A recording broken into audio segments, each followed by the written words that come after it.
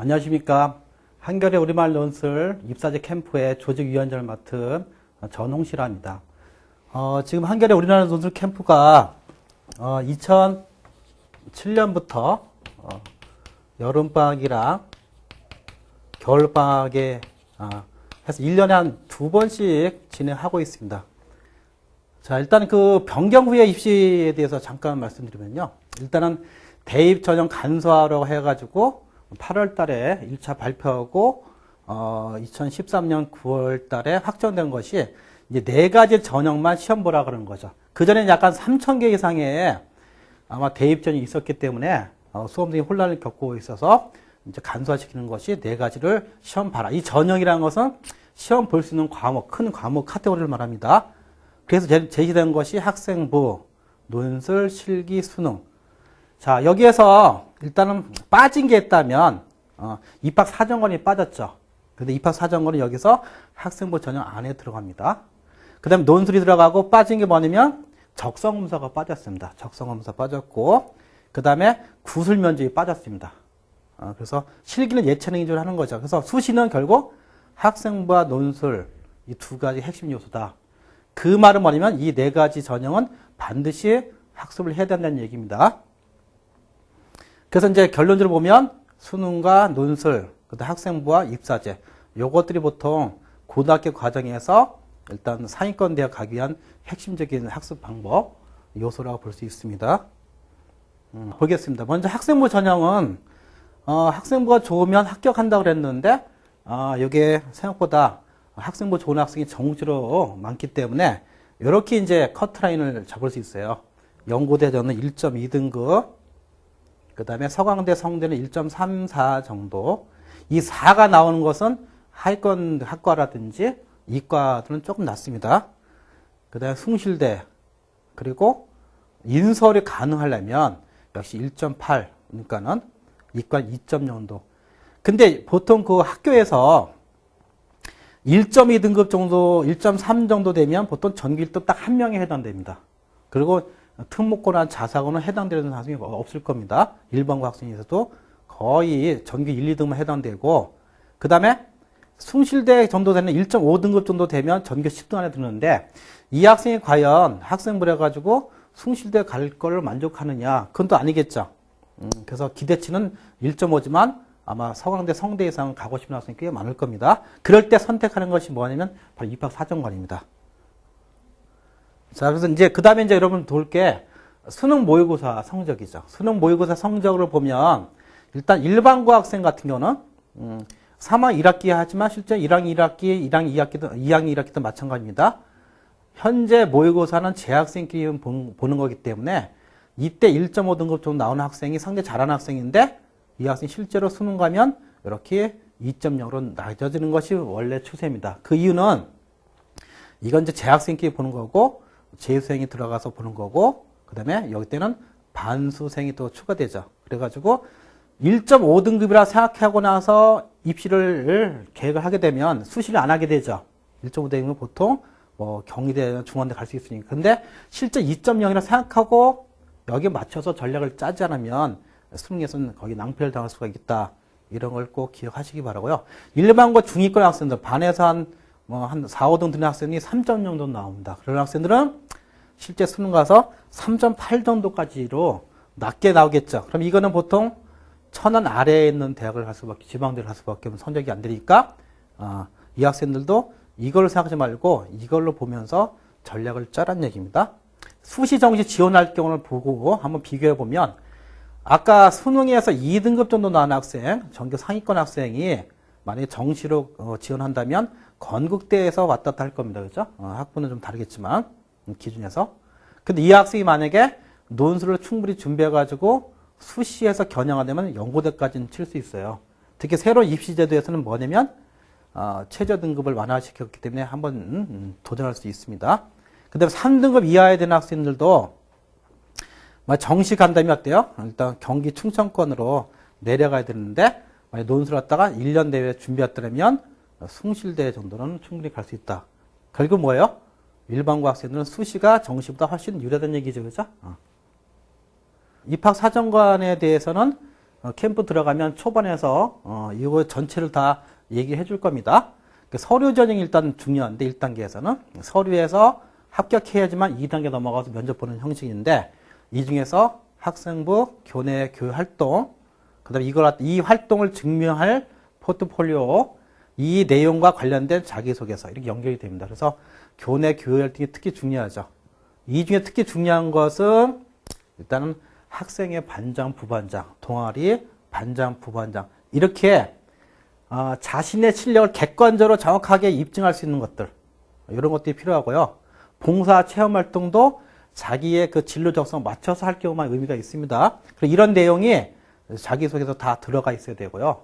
그 포트폴리오를 통해서 증빙이 돼야 됩니다. 그래서 이런 것이 만약에 증빙 서류를 준비 안 했으면 이걸 기재를 하게 되면 아마 허위 기재가 되면 이제 문제가 생길 수 있으니까 이 서류는 미리미리 챙겨놔야 되고 그 다음에 1, 2, 3년 동안에 준비할 걸 갖다 미리 계획을 다 짜서 준비하지 않으면 입학사정관은 준비가 안 되면 섣불리 지원하기 어렵다, 합격하기 어렵다는 것을 미리 말씀드리겠습니다. 그 다음에 입학사정관은 진짜 중요한 것은 대학별고사예요.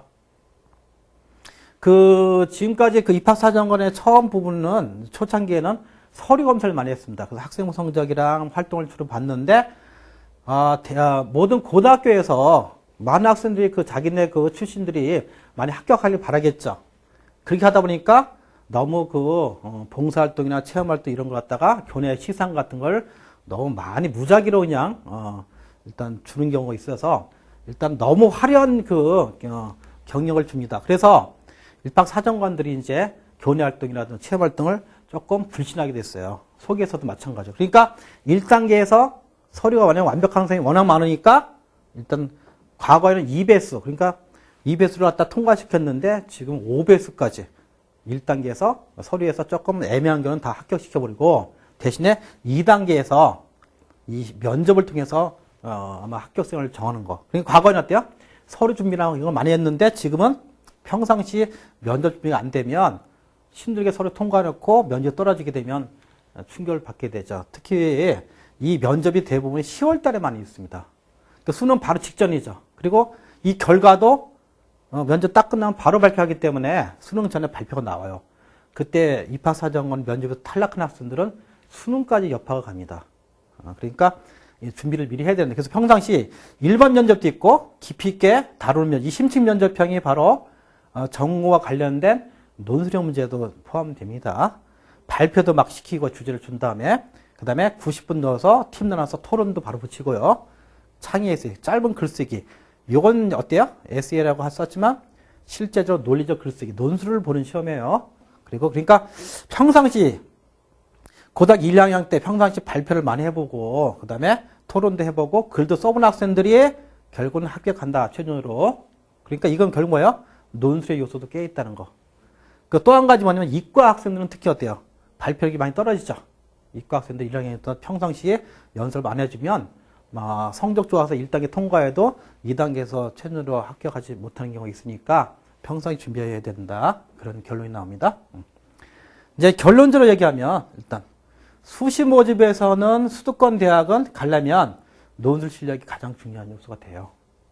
지방 대학은 학생부가 일단 성적이 중요합니다. 학생부랑 또 자기소개서 중심한 입학 사정관까지 준비를 해야 되고, 그 다음에 이제 결국은 이제 내신이랑 학생부죠. 성적이랑 입학 사정관, 수능, 논술 이 네 가지는 계속 해야 할 핵심적인 학습 과목이라고 보시면 되고요. 그러니까 이제 문제는 이게 논술이 문제죠.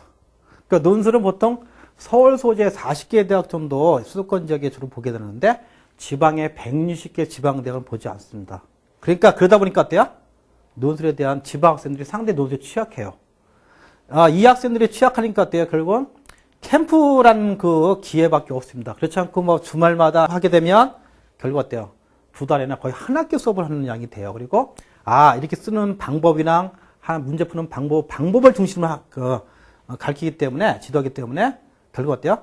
혼자서 논술을 혼자서 평상시에 할 수 있는 그런 효과도 있기 때문에 권하고 싶고요. 또 한 가지는 이 논술 앞에 아마 뒤에서 다른 교수님이 말씀하셨겠는데 앞에 입학 사정관에 대한 얘기도 해주고 입시 설명에도 같이 결부하고 그 다음에 상담까지 이어지기 때문에 아마 그 수업 자체가 지루하지는 않을 겁니다. 항상 움직이고 쓰고 선생님들이 계속 달라붙어가지고 1대1 개인지도 해놓는 그런 방식이기 때문에 캠프를 권하고 싶습니다. 감사합니다. 안녕하십니까. 한겨레 캠프에서 입학사정관 제도를 맡고 있는 박미향입니다. 지금부터 입학사정관 제도란 무엇인가, 그리고 입학사정관 제도에서 요구하는 인재상은 무엇이며 우리 캠프에서 여러 학생들에게 훈련을 어떻게 과정별로 하는지 프로그램 소개를 하도록 하겠습니다. 우선 여러분들 입학사정관 하면 많이는 들어보셨는데 과연 어떤 것인가 정확하게 좀 궁금하신 점이 많으시죠? 입학사정관이란 우선 획일화된 그런 시험에 의한 인재 선발이 아니라 여러 가지 다양한 관점에서 창의적인 미래형 인재 유형을 선발하는 입시 제도라고 이해하시면 되겠습니다. 자, 그러면 화면을 보시면서 차근차근 설명해 드리도록 하겠습니다. 우선 시대의 변화에 따라서 요구하는 인재상도 변화하고 있습니다. 처음 산업이 발전하는 시기에는 다재다능한 인재상이 요구되었죠. 전문성보다는 폭넓은 관심과 풍부한 상식이 요구되던 시대였습니다. 하지만 산업이 어느 정도 안정의 형태에 이르면서 I자형 인재가 요구되었죠. 이것은 특정 분야의 전문 지식을 갖춘 인재형이었습니다. 그러다 보니 좀 좁은 지식이 많아졌죠. 그러다 I자형과 한일자형을 융합한 T자형 인재, 말 그대로 I자와 T자를 전부 포함한 폭넓은 지식을 가진 인재형이 요구되었습니다. 그러다가 전문성이 강화되는 V자형에서 오늘날에는 O자형 인재가 필요하다고 합니다. 이것은 바로 통합형, 융합형 인재로 실제로 대학에서도 자유전공학부, 융합학부 여러분 들어보셨죠? 이런 인재 유형은 다재다능하면서도 전문성을 두루 갖춘 미래형 인재라고 합니다. 이런 인재가 바로 우리 입학사정관 제도에서 요구하는 인재입니다. 자, 그러면 입학사정관 제도가 요구하는 인재형은 무엇인가 잠깐 살펴보도록 하겠습니다. 이런 인재형은 우선 자기주도적인 능력을 갖춘 자율성 있는 학생입니다. 예를 들어 지식을 능동적이고 자율적으로 구성할 수 있는 능력을 말하겠죠. 남에게 의존한 수동적인 그 지식 습득에서 벗어나서 자율적이면서 학습 효과를 상승시킬 수 있는 능력을 지닌 학생입니다. 그 다음에는 문제 해결 능력이 있는 창의성 있는 학생이겠죠. 미래사회에서는 무엇보다도 창의성이 요구되겠죠. 그렇기 때문에 심층 분석력을 강화하고 그리고 다양한 다각적 방법, 관점을 지닌 학생이라고 할 수가 있습니다. 그 다음으로 원활한 의사소통 능력을 가진 학생입니다. 여기에서 가장 중요한 것은 리더십인데요. 여러분, 리더십이 가장 미래사회에 중요하다고 하지요. 그렇기 때문에 집단에서는 목표 수행을 원활하게 하며 그 구성원들 간에서는 호응과 신뢰감을 형성할 수 있는 그런 학생의 유형이라고 하겠습니다. 그 다음에는 이제 협동성과 상호 협력 능력을 갖춘 학생인데요. 이런 학생들은 우선 자신의 주장보다는 상대를 배려하고 이해하는 가운데서 도덕성을 함양하고 그 다음에 성장 잠재력을 갖춘 학생이라고 할 수가 있겠습니다.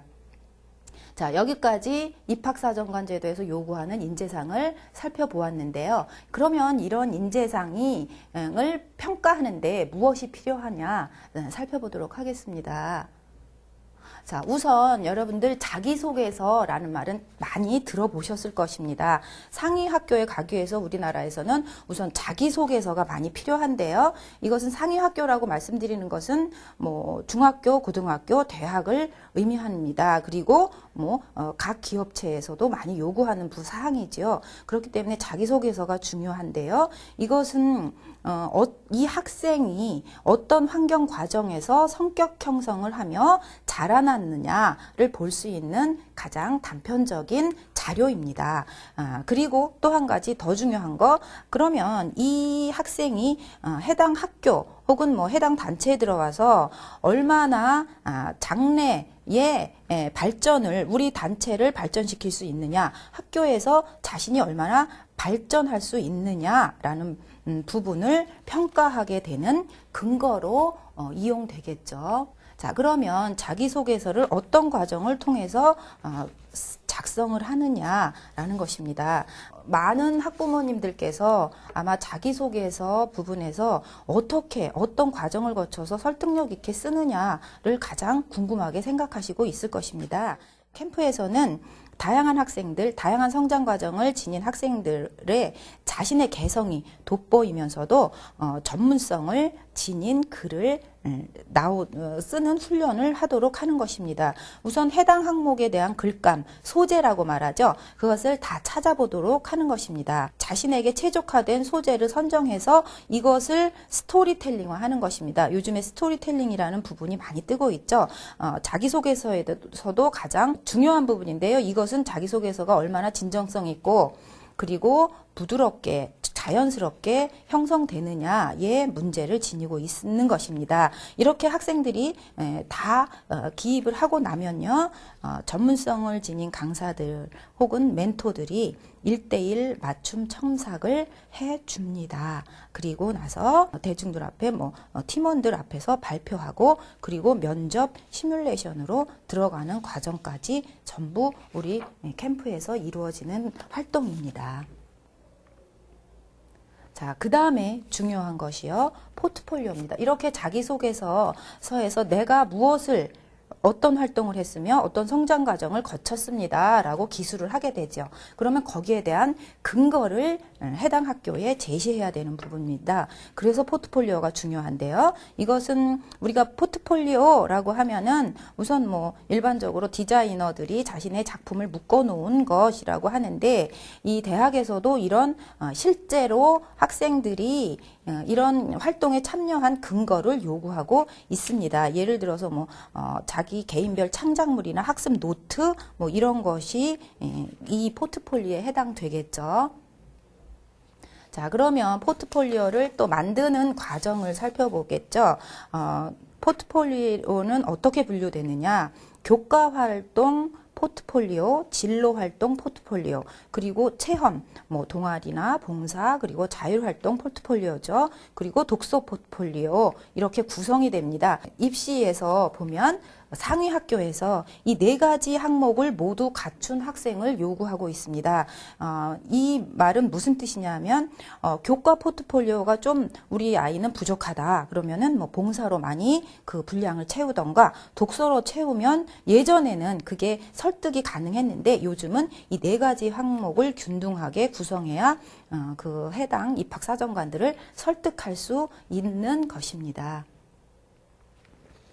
자, 그 다음에 가장 중요한 거, 여기까지는 학생들이 혼자서 서류로 열심히 하고 시간을 많이 할애하면 가능한 부분이었습니다. 그런데 면접과 그 다음에 면접 시뮬레이션은 정말로 이거는 현장감이기 때문에 우리 캠프에서만이 경험할 수 있는 부분이겠죠. 실제로 한겨레 캠프에 경험한, 여기에서 시뮬레이션에 참여했던 학생이 상위학교, 여기서 상위학교라고 말씀드리는 것은 특목고나 대학을 의미합니다. 여기에서 실제로 합격한 학생들이 많이 있습니다. 그래서 저도 가장 자랑스럽게 생각하고 뿌듯하게 생각하는 부분입니다. 우선 이 시뮬레이션 과정은 인성 및 가치관에 대한 기본 면접을 하고요. 그 다음에 자기소개서를 기반한 면접. 이 자기소개서가 본인이 직접 작성하였는가, 아니면 대피를 하였는가라는 확인 부분입니다. 그리고 나서 1:1 혹은 다대일 면접 체험을 하는 것이죠. 그리고 프레젠테이션, 본인이 직접 자신의 문제를, 자신의 과정을 발표하는 이런 면접으로 구성되어 있습니다. 네, 지금까지 입학사정관제도 프로그램에 대해서 설명드렸습니다. 논술의 필요성에 대해서 설명드리도록 하겠습니다. 감사합니다. 네, 반갑습니다. 한겨레 논술 입학사정관 캠프에서 논술 프로그램을 간략하게 소개해 드리도록 하겠습니다. 김태훈이라고 합니다. 자, 최근에 논술에 대한 관심도가 굉장히 뜨거운 걸로 알고 있습니다. 정부 시책과 그 다음에 대학에서 그걸 어떻게 받아들이냐에 따라서 뭐 일선에서는 논술이 아예 없어진다고 생각도 하시고, 그 다음에 뭐 오히려 뭐 사교육을 더 조장한 게 더 이렇게 확장이 될 것 같다는 여러 가지 의견이 분분하고 있습니다. 실상 정확하게 말씀을 드리자면 큰 변화는 없다는 게 핵심일 거라고 생각을 합니다. 내년 4월 정도에 모든 학교들이 이렇게 입학 조건들을 이렇게 말을 하는데 11월 말 정도에 발표가 됐어요. 한 10% 정도 지장이 있을 거예요. 약간 이렇게 줄어는 드는데 정확하게 말씀을 드리자면 약 800명 정도 인원수를 뽑는다 그러면 720명 정도로 줄었다고 생각하시면 될 것 같습니다. 그런데 나머지 80명이 어디로 가느냐, 과연 정시로 흡수가 되느냐, 그건 아닙니다. 계산을 해보니까요, 제2외 외국인 특별 전형이나 뭐 입학사정관제 뭐 기타 등등의 인원수를 이렇게 편입을 시키고 정시 인원은 그다지 변화가 없다는 게 핵심이 되겠습니다. 그리고 이 캠프에서 논술 프로그램이 어떻게 운영이 되고 과연 우리가 논술을 어떻게 준비를 해야 되고 논술의 의미가 무엇인지에 대해서 간략하게 설명드리도록 하겠습니다.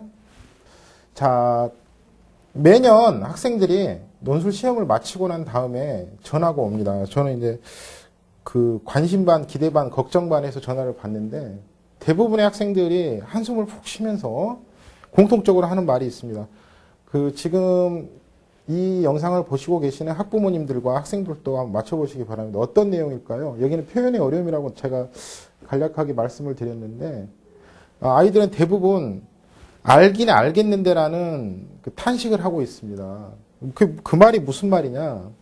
머릿속에서는 이 내용에 대해서 대충 어느 정도 정리가 되고 어떻게 해야 될지는 알겠는데 손으로 표현이 안 된다는 거죠. 막상 아이들이 120분이라는 시간, 물론 뭐 1시간 반 90분도 있고 그 다음에 2시간 반도 있는데 거의 대부분의 학교가 120분 정도 시간을 주면서 적게는 1400자부터 많게는 2400자까지 요구를 하기 때문에 물론 뭐 난이도에 따라서 어려움도 있고 쉽게 뭐 표현할 수도 있고 하겠지만 공통적으로 머릿속에서는 정리가 되는데 이거를 표현하지 못한다라는 이야기를 하고 있습니다. 그 말이 무슨 말이냐면 제가 가장 안타까운 게 매 정권이 바뀌면서 그리고 교과 과정이 바뀌면서 거의 지금 논술이 실시된 이후로 교과 과정 자체가 굉장히 논술 사고라는 그 포인트에 맞춰서 개정이 되고 있습니다. 그런데 막상 아이들이 여러분들 우리나라 교육과정 보면 밑에 나와 있는데 약 9년에서 10년 간에 이렇게 의무 교육을 통해서 만들어진 교과 과정 내에서 충분히 이 사고의 표현에 어려움이 없어야 되는 게 맞는 건데 왜 이렇게 이게 되질 않을까? 과연 물론 뭐 사교육이나 공교육도 마찬가지입니다만 어느 부분에서 문제가 있을까 하는 생각을 많이 해볼 수밖에 없는 상황입니다. 결국은 논술이라는 게 비단 우리가 정의를 내렸을 때 글쓰기에 되었다라고 생각하는 것 자체가 문제일 거라고 생각을 합니다. 자, 넘어가겠습니다. 이런 교육 과정에서 교육 과정과 아이들이 실제 적용돼서 현장에서 시험에서 이렇게 매치가 안 되는 것, 이런 문제가 어떻게 우리가 해결해야 될 것인지 살펴보니까요. 결국 우리가 뭐 항상 강조하는 독서 활동, 토론 활동, 그다음에 구술 및 논술 활동을 각각 따로따로 본다는 게 문제라고 생각을 합니다. 제가 봤을 때는. 그래서 이것들을 총체적으로 이렇게 연동이 될 수 있는 활동을 논술로 규정을 하자라고 저는 말을 하고 있습니다. 자, 4가지 활동의 공통점은 전부 머릿속에서 이루어진다는 거죠. 독서나 토론, 구술 및 논술이 머릿속에서 이루어진다는 건데, 제가 말씀드리고 싶은 논술의 개념은 뭐냐면, 비단 독서뿐만 아니라 우리가 영화를 보거나 길을 지나가다가 자극적인 현상을, 시각을 이렇게 본다거나 할 때, 그런 것들을 몸으로 받아들이는 것 자체, 그러니까 우리가 오감이라고 말했는데, 먹고, 듣고, 그 다음에 또 뭐가 있죠? 촉각도 있고, 시각도 있고, 청각도 있고, 미각도 있고, 이렇게 하는데, 이러한 오감 등을 통해 느끼는 과정을 입력을 하는 거죠.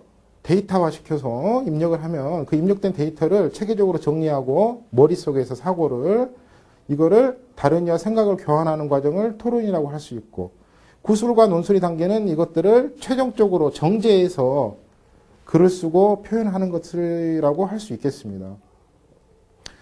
그래서 논술이라는 과정은 총체적으로 논술을 한다, 뭐 논술이 과목에 따로 있다, 논술을 따로 해야 한다라는 의미보다는 모든 교과 활동, 그리고 우리가 생활하는 데 있어서 모든 그 현상을 받아들이는 입장에서 그걸 정제하는 과정을 논술형 사고와 접목시키는 거라고 볼 수 있겠습니다. 쉽게 표현하자면 예전에 컴퓨터가 처음 나왔을 때 이거는 정말로 획기적인 일이었고, 그 다음에 컴퓨터 학과가 이렇게 촉망받는 시절이 있었죠. 그런데 지금은 어때요? 다 그 PC라는 환경이 어느 특정 분야가 아니라 우리 생활 전체에 이렇게 다 접목이 되는 것 같이 논술도 모든 교과에 접목이 되어 가고 있습니다. 사실 근데 그 되어 가고 있는 정도가 얼마만큼 교과 과정과 일맥상통하는지 안 하는지 거기에서 좀 약간 이렇게 괴리감이 나타나고 있는데요. 이렇게 논술 활동이 진행이 돼야 되는 게 바람직하다고 생각을 하고 있습니다. 자, 논술을 바라보는 바람직한 시각, 바라보는 바람직한은 다른 말입니다. 알고 계시죠? 자, 보겠습니다. 고등교과 과정 정규 과목이 지정이 됐습니다. 물론 모든 학교에서 의무적으로 뭐 하라는 건 아니고 선택해서 하는데, 학교의 특성상 어느 학교가 뭐 경쟁 학교라든지 시작하게 되면은 전 학교가 같이 이렇게 할 수밖에 없는 상황이 되기 때문에 내년부터는 논술을 일선 학교에서 준비하기 어렵다는 지적을 반영해서 정식 교과로 지정이 되겠습니다. 실상 공교육에서도 양성을 하고 있고요, 선생님들을. 그리고 예를 들어서 양성이 돼서 학교 내에서 수업이 이렇게 어렵다라고 판단이 되면 외부에서라도 선생님들을 초빙해서 논술 수업이 이루어지리라고 보고 있습니다. 두 번째 보면 선진국형 학생 선발 전형으로 실질적으로 인정을 한 거죠. 뭐 논술을 폐지해야 된다, 없애야 된다, 줄여야 된다 말이 많아도 결국은 인정을 뭐 했다라고 보시면 되겠습니다.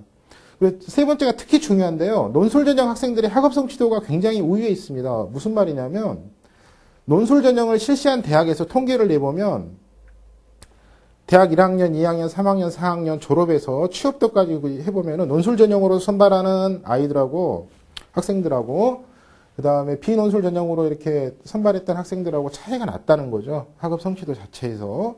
그래서 논술은 이거는 검증이 되어가고 있습니다. 교과 과정에서. 예, 입학사정관 전형 내 논술 요소를 잠깐 살펴보면요.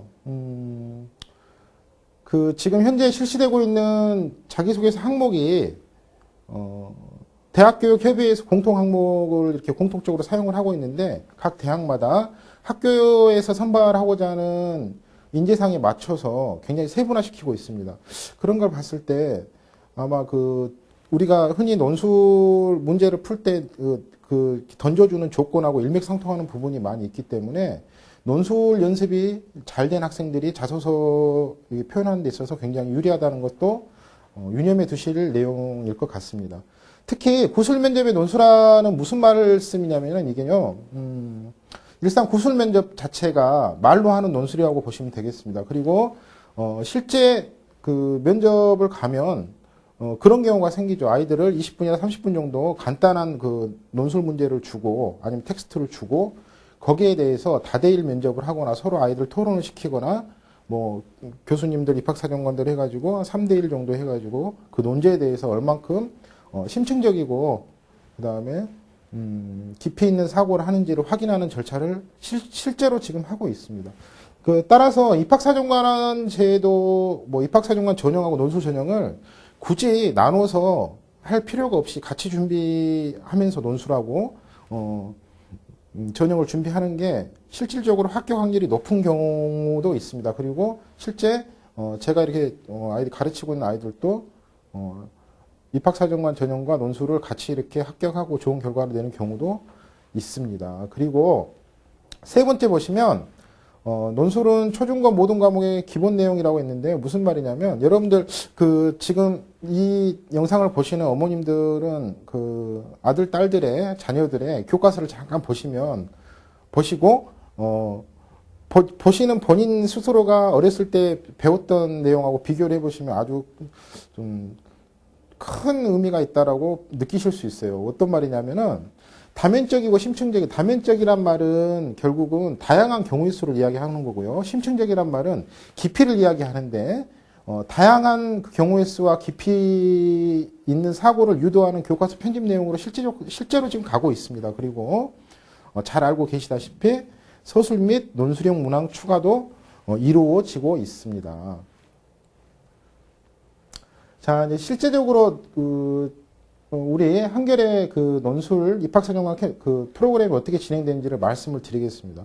그 전에 잠깐 말씀드리고 싶은 게 그 논술 준비 기간에 대해서 말씀을 드리고 싶어요. 이 말씀을 왜 드리냐면 최근에 이렇게 학자 발표를 막 하고 제가 전화를 받으면 아이들이 굉장히 다른 그 반응을 보입니다. 무슨 말이냐면 기존에 특정 학교는 그 학교마다의 그 고유한 유형이 있습니다. 논술 시험도 그렇고 뭐 면접도 그렇고 마찬가지인데, 그런데 올해 약간의 변화가 있었어요. 무슨 말이냐면 아이들이 논술 준비를 안 하다가 흔히 말하는 유명한 뭐 사교육 시장이 모였는데 가서 원포인트를 받고 해서 시험을 보러 갔는데 그 패턴이 완전히 다르게 나온 겁니다.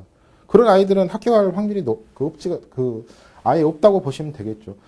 그래서 꾸준하게 최소한 2, 3년 정도는 준비를 해야지 우리가 원하는 최상의 학교를 지나가는 경우의 수를 많이 볼 수 있습니다. 그래서 저희가 이제 이 말씀을 드린 이유는 지금 이 논술 입학사정관제 캠프를 통해서 아이들이 논술을 준비하는 기본 자세와 논술이라는 게 어떤 것이다, 입학사정관 전형은 어떻게 이루어진다라는 것들을 알고 미리 준비를 하셨으면 좋겠다는 바람을 가지고 말씀을 드린 겁니다. 자, 보겠습니다. 1대1 모두명 프로그램 진행인데요. 무슨 말이냐면 최대한 저희 그 논술과 입학사정관 캠프에 전문성 있는 강사님들과 보조 강사님들을 동원을 해서 아이들 1대1 케어하고 그 다음에 모든별 프로그램 진행을 하고 있습니다. 이게 어떻게 구상을 한 거냐면요. 아이들이 1대1 하면은 발표를 잘 하고 그나마 자신의 역량을 잘 드러내는데 대중 앞에 2명 이상의 복수의 대중 앞에 서면은 그게 잘 안 되는 경우가 많습니다. 그래서 자연스럽게 이러한 과정을 유도하는 진행으로 가고 있습니다. 세부 사항을 보면 발표력 향상이 있고요. 경쟁을 통한 자신감 배양이 있고, 특히 그 마지막 내용인데 소통과 배려의 자세 함양인데 공통의 주제를 가지고 공통된 생활 내에서 생활하다 보면은 타인을 존중하고 배려하는 마음을 가질 수 있습니다. 특히 이 프로그램에 이러한 내용을 많이 녹여내려고 노력을 하고 있습니다. 두 번째는 사고의 확장 유도입니다. 단순하게 너 책 읽어, 이거에 대해서 생각 발표해봐, 그리고 이거에 대해서 글을 써봐라는 것이 아니라 영화, 그 다음에 기타 다양한 동영상, 그리고 음악, 기타 등등의 여러 가지 컨텐츠를 이용해서 논술 활동을 하고 자연스럽게 논술 활동에 이렇게 녹아들어갈 수 있게끔 유도를 하는 겁니다. 그리고 꼭 모든 프로그램 안에 토의와 토론을 통해서 생각 나누기를 들어가고요. 그걸 바탕으로 창의 에세이 및 조건 있는 논술문 작성을 통해서 사고의 확장을 유도하고 있습니다. 그리고 단계별 논술 능력 향상인데요. 최근에 논술 시험 자체를 분석을 해보면 요약, 분석, 견해 제시형으로 이렇게 거의 나눠지고 있는데, 견해 제시에서 이제 약간의 세부 분석이라든지 추론, 기타 등등의 형태로 나눌 수는 있겠는데, 정말로 재미있는 게 첫 번째 요약이 안 되면 두 번째 문제 분석을 풀 수가 없고, 분석이 안 되면은 견해 제시를 할 수 없는 구조로 나오고 있습니다. 그리고 실제 유사하게 아니면은 기존에 출제됐던 문제를 아이들에게 최대한 이렇게 매칭을 시켜서 단계별 논술 능력 향상이 될 수 있게끔 프로그램을 구성하고 진행하고 있습니다. 네 번째는 상담을 통한 성향과 수준 분석인데요.